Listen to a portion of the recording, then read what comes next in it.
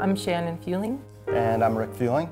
And we have 2 boys, Garrett and William, and our daughter, Claire. We were really excited, actually, to have another baby. I think you skipped a step about, you know, we were talking about having a baby first, right? Mm-hmm. Kind of very light conversation, right? Not serious, right? We were just talking about it a little bit, just starting to discuss it. Mm-hmm. As they say, you plan and God laughs. Yeah. That happened.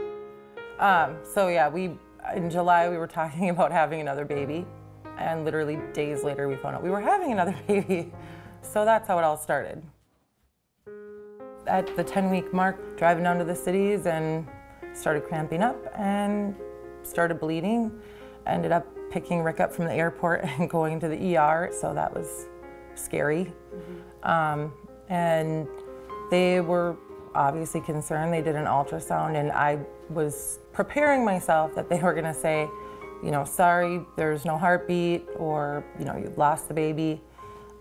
Thankfully though, did the ultrasound, 160 beats per minute. I, like, seriously, pure relief. And then they just said that I had a subchorionic hemorrhage and possibly that she was a twin and we lost one, so. That was kind of the start of the issues. I mean, it just kept happening and happening and happening. That was the scary thing for me, is every time we'd go in and they'd say the baby was okay, but then, you know, a week later, bleeding again. Yeah, or something else bad going on.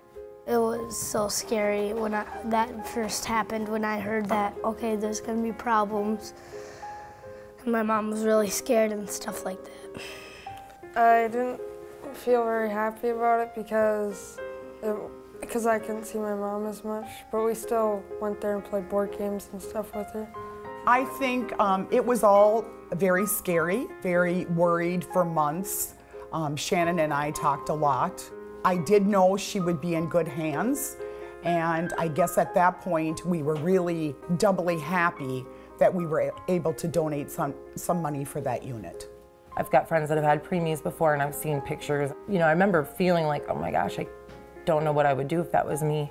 So this was an all new experience. We've never had an issue in a pregnancy, never, you know, not like this. So scary, scary thoughts.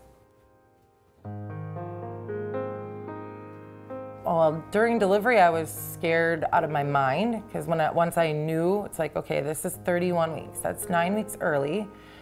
That's way too early. The whole time I was freaked out. The one thing I kept saying repeatedly during labor was, I just want to hold her. I just want to hold her. And Dr. Duckworth said, if she comes out crying and she doesn't have any immediate issues, you get to hold her.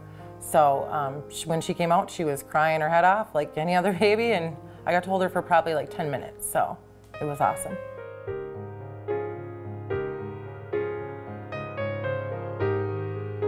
You know, when she was actually born, obviously you have a child born, and that's a moment of pure joy. The one thing that was different here, though, than with our other children is when the doctor said that she was okay, like, what a relief. And obviously it was still scary because she had to be in the NICU, tubes and all kinds of, you know, special lighting and machines beeping. But the doctor saying that she's really, really healthy, considering, you know, was a lot of relief. Yeah, well, we did good. Yep, we did everything. 4 pounds, 8 ounces, 16 3/4 inches long. You can't argue with those numbers.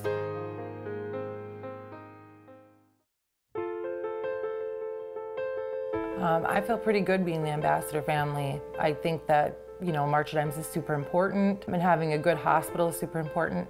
I dealt with nothing but really great people in there. I had a really good experience as far as doctors, nurses, and as far as the March of Dimes helping us. I think that all the research that they've done for babies and helping preventing premature births is huge. I mean, every day you're pregnant when you're in that situation is a gift. I mean, every day.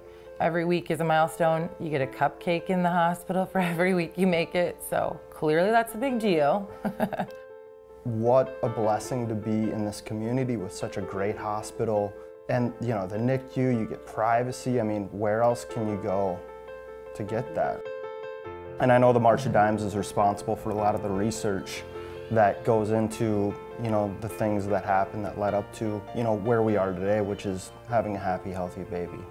As scary and as hard as this whole thing was for months, that it turned out great. There were awesome people at the hospital. I couldn't even mention any names because it's way too many. And now we have a granddaughter that is healthy, happy, and we adore her.